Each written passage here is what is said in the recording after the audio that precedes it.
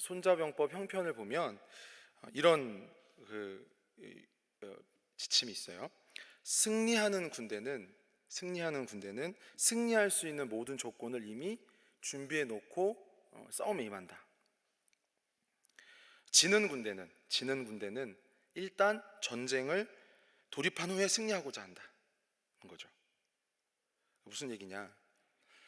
이기는 군대, 승리하는 군대는 철두철미하게 준비한다는 거죠. 이기기를 준비한다는 거죠.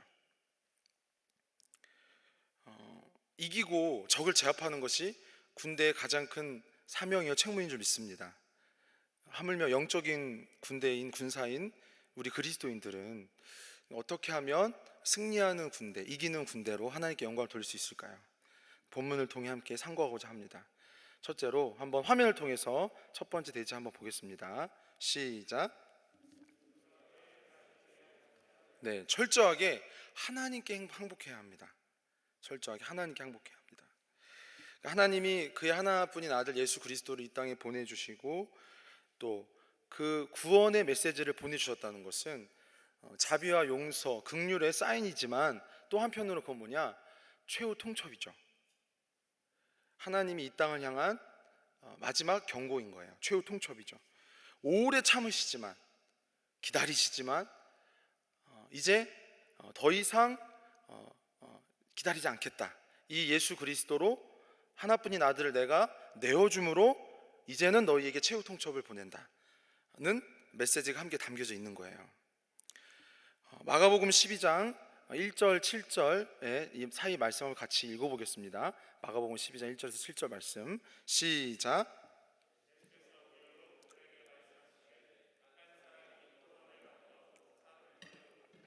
집자는 틀을 만들고 망대를 지어서 농부들에게 새로 주고 타국에 갔더니 때가 이르매 농부들에게 포도원 소출 얼마를 받으려고 한 종을 보내니 그들이 종을 잡아 심히 때리고 거저 보내었거늘 다시 다른 종을 보내니 그의 머리에 상처를 내고 능욕하였거늘 또 다른 종을 보내니 그들이 그를 죽이고 또 그 외에 많은 종들도 더러는 때리고 더러는 죽인지라 이제 한 사람이 남았으니 곧 그가 사랑하는 아들이라 최후로 이를 보내며 이르되 내 아들은 존대하리라 하였더니 그 농부들이 서로 말하되 이는 상속자니 자 죽이자 그러면 그 유산이 우리 것이 되리라 하고.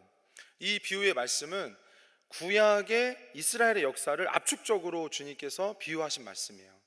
이것은 이사야 5장의 포도원의 노래를 바탕으로 한 비유이거든요. 이사야 5장 1절 2절 말씀도 한번 같이 보겠습니다. 시작.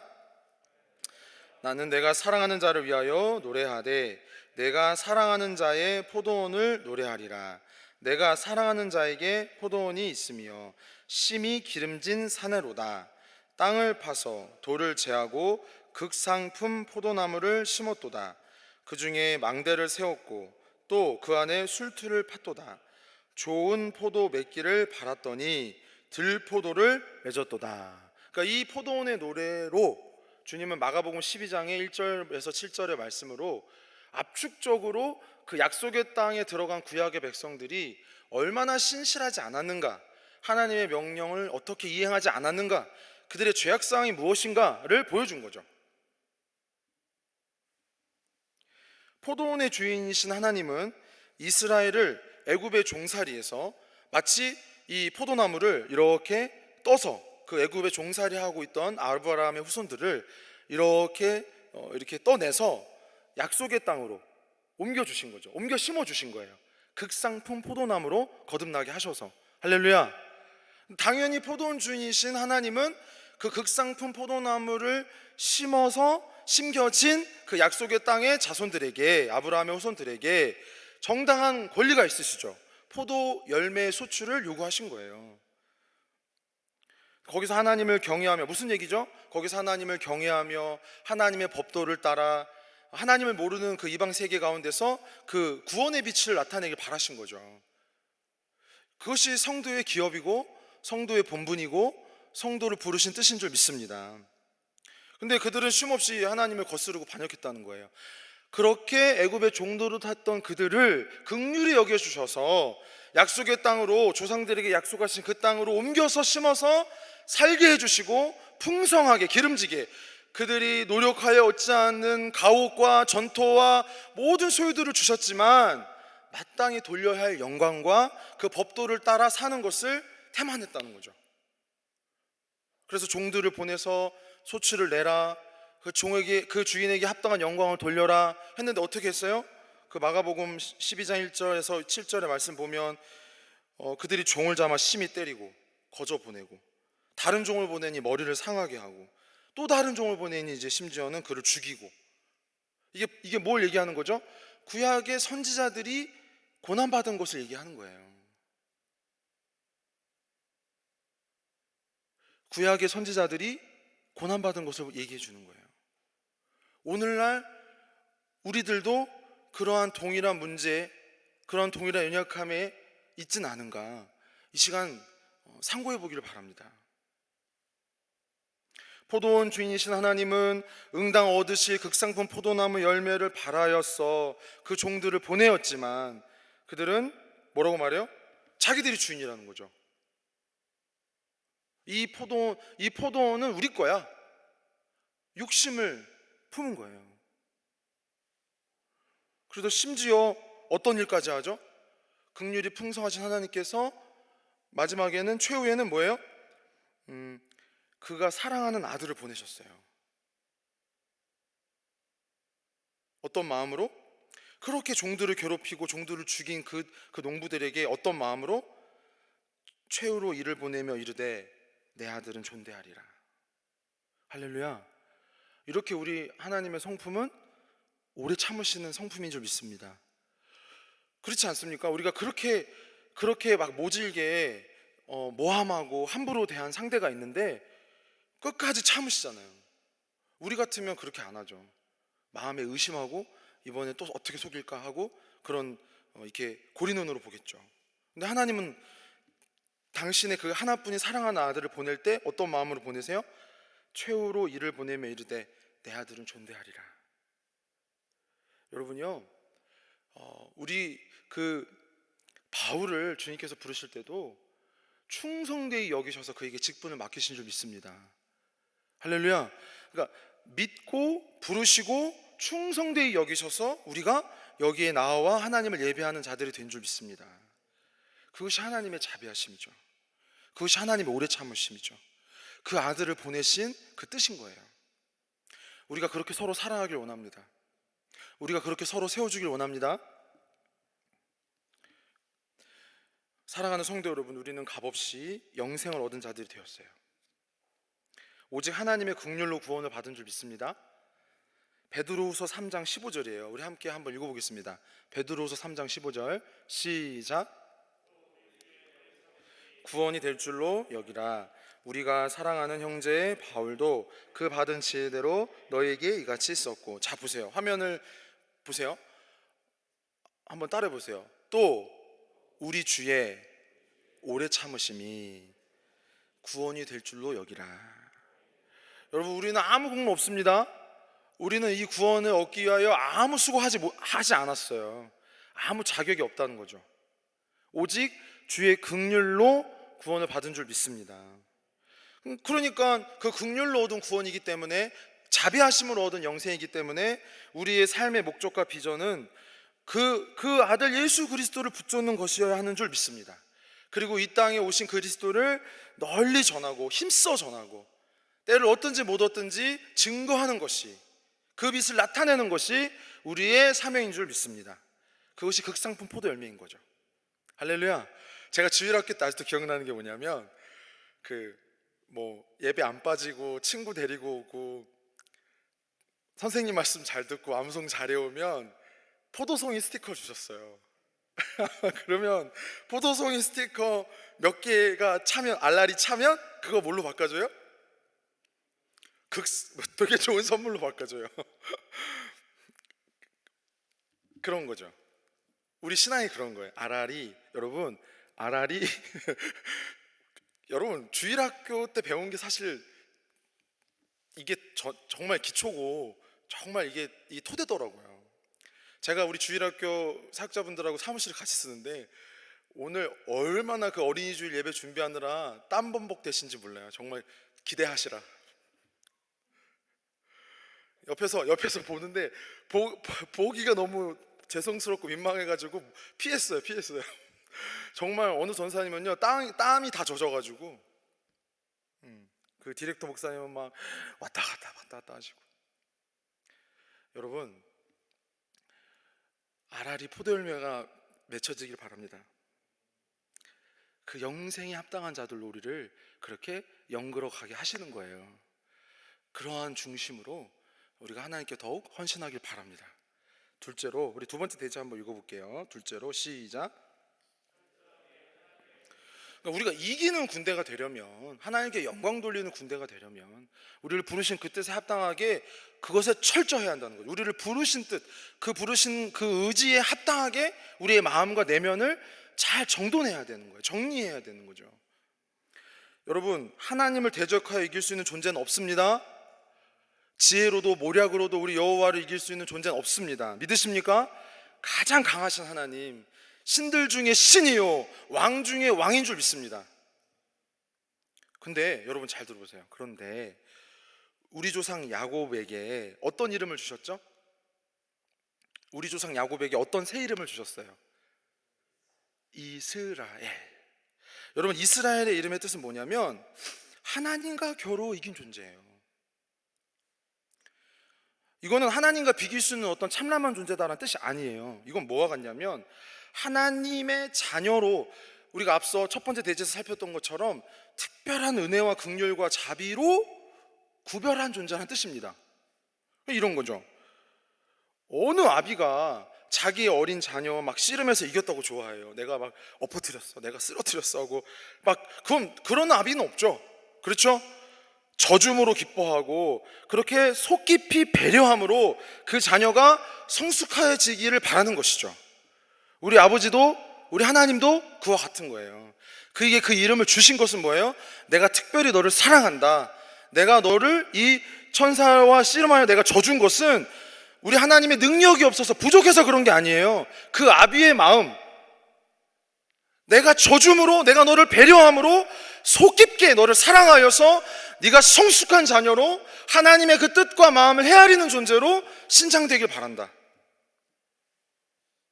여러분, 이 본심을 오해하지 않길 바랍니다. 그러니까 이 본심을 오해했던 교회가 신약 성경의 어느 교회였냐면 고린도 교회였던 거예요. 고린도전서 4장이 그 교회가 왜 그렇게 문제가 많았는지를 딱 집어주는데 한번 찾아보겠습니다. 고린도전서 4장입니다. 잠도 깰 겸 우리 화면을 통해서 예배하시는 성도님들도 또 한번 예배에 집중하시는 겸 한번 찾아보겠습니다. 고린도전서 4장입니다. 8절이에요. 고린도전서 4장 8절. 이게 고린도 교회가 왜 그렇게 문제가 많았는지에 대한 딱 한 지적이에요. 자, 한번 읽어보겠습니다. 시작.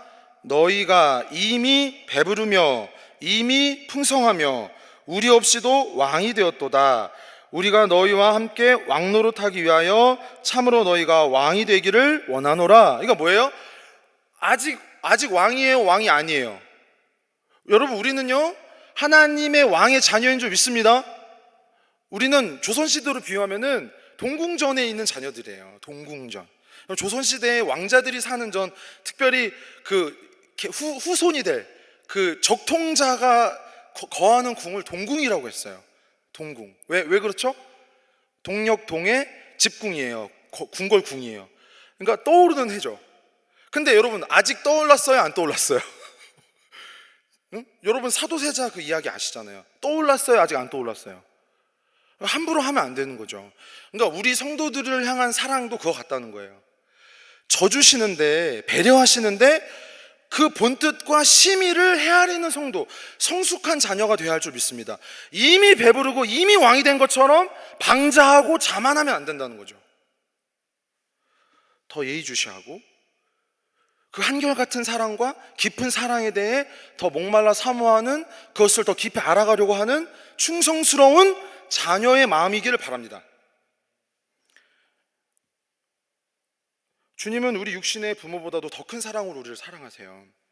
이사야 49장 15절입니다. 제가 참 사랑하는 말씀인데 한번 읽어보시죠. 이사야 49장 15절입니다. 시작.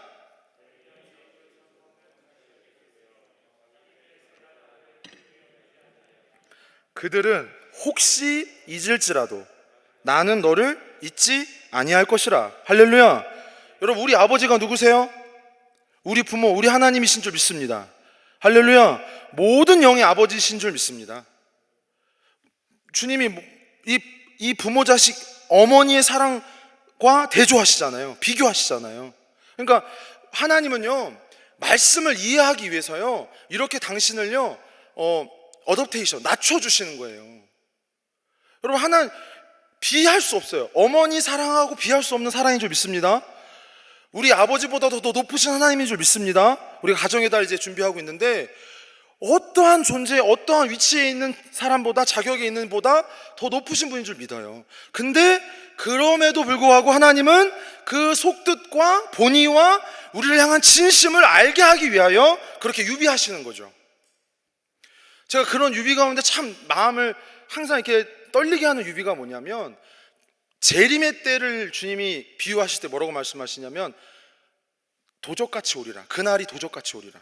여러분, 누가 여러분에게 너 도적 같아, 야 너 하는 행동이 도적 같다, 너 도적같이 구는구나, 너 도적같이 움직여, 그러면 기분 좋아요, 나빠요? 여기 계신 분들 대답 크게 해주셔야죠. 기분 여러분, 누가 그렇게 아무리 어떤 명제를 설명을 잘하기 위해서 너 도적 같아, 그러면 아무리 그게 아니더라도 내가 너 도적같이 생겼어, 그러면 그렇지 않아요? 근데 하나님은 기꺼이, 할렐루야, 하나님은 기꺼이 그날이 도적같이 오리라. 재림의 날이 도적 같은 날이에요? 함의와 본의가 그게 아니잖아요.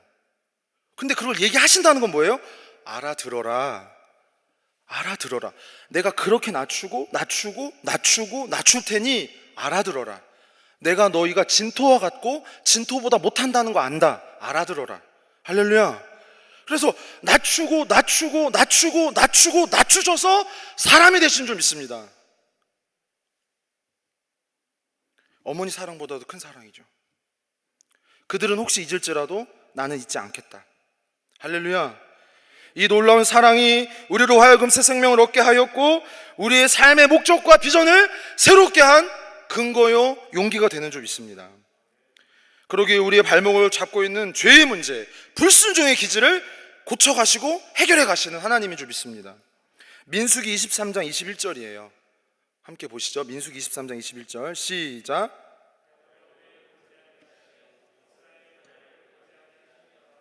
여호와 그의 하나님이 그와 함께 계시니 왕을 부르는 소리가 그 중에 있도다. 아멘. 약속의 땅 목전에서 모압 왕 발락이 거짓 선지자 발람을 사주하여 그 백성 이스라엘을 저주하게 합니다. 하나님은요, 그 저주를 축복으로 바꾸셨습니다. 그 저주를 축복으로 바꾸신 하나님이에요. 왜요? 하나님은 그 이스라엘을 통해 온 세상에 당신의 구원의 빛을 나타내고 싶으시기 때문입니다. 우리는 부족하지만, 난 아무 공로 없지만, 어떠한 실력도 없지만, 우리를 그렇게 특별히 야곱을 이스라엘로 새롭게 불러주신 것처럼 부르시고 이 자리에 나오게 하신 줄 믿습니다. 내 삶은 본래 온통 죄와 저주뿐이었습니다. 그런데 예수 그리스도의 공로로, 용서와 축복으로 바꿔주신 이유가 무엇입니까? 그저 나 하고 싶은 대로 그 고린도 교회 사람들이 문제 일으킨 것처럼 그렇게 방만하게 방자하게 살라고요? 아니죠. 그런 착각을 깨뜨리길 바랍니다. 신앙생활을 할 때에 우리의 본인은 무엇입니까? 나를 위하여 고난받으신 그리스도를 온전히 바라보는 것인 줄 믿습니다. 나를 위해 사람이 되신 하나님의 아들을 가슴 깊이 사랑하고 의지하는 것인 줄 믿습니다. 그게 바로 이기는 군대라는 거죠. 하나님 편에 선 군대, 충성스러운 군사. 누가복음 12장 48절에 이렇게 주님께서 당부하셔요. 한번 읽어보겠습니다. 누가복음 12장 48절 시작. 알지 못하고 맞을 일을 행한 종은 적게 맞으리라. 자에게는 많이 찾을 것이요 많이 맡은 자에게는 많이 달라 할 것이니라. 아멘. 여러분요, 이 구원의 은혜는요, 예수 그리스도를 믿게 된 것은요, 많이 받은 거예요. 많이 받은 거예요. 그래서 마치 그 마가복음 12장에 우리 구약의 선배 선지자분들이 고난 받으신 것처럼, 그렇게 그 고난도 각오해야 할 줄 믿습니다. 그 어려움도 우리가 각오해야 할 줄 믿어요.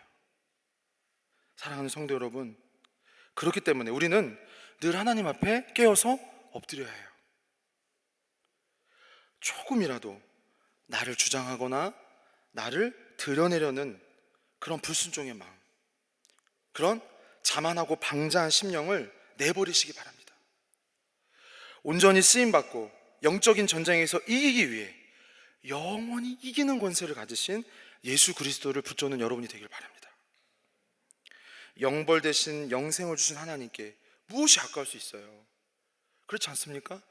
죄와 저주로 가득한 내 삶을 용서와 축복으로 바꿔주신 하나님께 우리가 무엇을 드린데 우리가 뭐 아까워할 게 있겠어요? 다 주셨는데. 그런 여러분, 하나님을 위해 살 때 그 구원의 뜻을 이루어가는 그 삶으로 나아갈 때 비록 고난이 있고 역경이 있고 오해가 있고 미움을 받을지라도 여러분 그 본분을 다 하시길 바랍니다. 디모데후서 2장 4절인데요, 함께 읽어보시죠. 시작.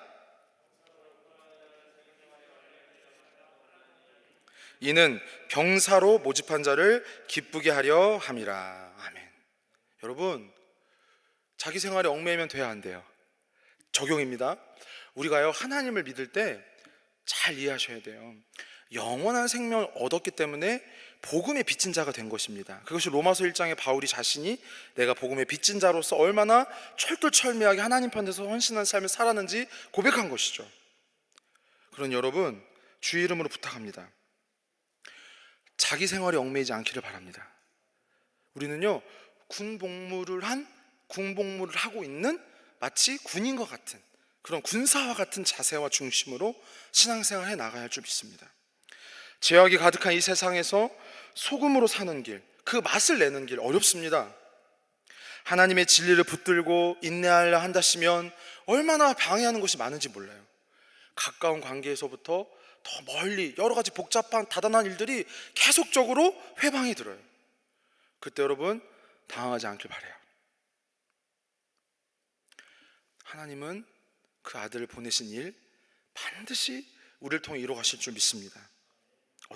어떠한 역경과 어떤 고난이 있다 할지라도 우리를 반드시 이기게 하실 줄 믿습니다. 여러분, 우리가 이길 수 있는 전쟁이라면 예수님이 친히 이 땅에 오셨겠습니까? 이거는 우리 싸움이 아니라는 거예요. 잘 들으십시오. 영의 깊은 심오한 뜻이에요. 우리가 이길 수 있는 싸움이면 예수님이 오실 리가 없죠. 보내실 이유가 없어요. 하나님이 그 아들을 보내셨다는 건 이건 이제 아셔야 되는 거예요. 우리 싸움이 아니라는 거예요. 하나님이 싸우시는 싸움인 줄 믿습니다. 그러니까 여러분, 하나님 편에 서셔야 돼요. 그리고 그 편에 서서 그 부르신 뜻에 철두철미하셔야 돼요. 요한일서 5장 12절이에요. 한번 같이 읽어보실게요. 요한일서 5장 12절 시작. 생명이 있고 하나님의 아들이 없는 자에게는 생명이 없느니라. 여러분 마음에 하나님의 아들이 계십니까? 한번 점검해 보세요. 말씀의 결론입니다. 여러분, 그 아들의 공로로 여러분을 이스라엘이라 불러주신 거예요. 하나님이 우리를 위해 대신 싸워주시고 우리를 이기게 하시는 하나님인 줄 믿습니다. 마귀의 일을 멸하러 오신 하나님의 아들 예수 그리스도를 성실히 붙잡는 지혜로운 주의 백성들 되시기를, 영적 군사 되시기를 바랍니다. 하나님 아버지, 이 밤에 우리가 다른 데 있지 않고 또 나와서 혹은 화면 앞에 이렇게 주님을 예배할 수 있게 해주셔서 감사합니다. 주님, 우리가 나온 것 같지만, 우리가 머리를 조아린 것 같지만 성령께서 나오게 해주시고 조아리게 해주신 줄 믿습니다. 주여, 우리 주께서 그 아들을 보내심으로 마귀의 일을 멸하셨으니 우리가 세상의 편에, 마귀의 편에 서지 말고 하나님 편에 서서 예수 그리스도를 온전히 붙잡게 하여 주시옵소서. 연약합니다. 부족합니다. 하나님의 도움을 바라오니 그 십자가만 바라보게 하여 주시옵소서. 예수님 이름으로 간절히 기도합니다. 아멘. 찬송가 400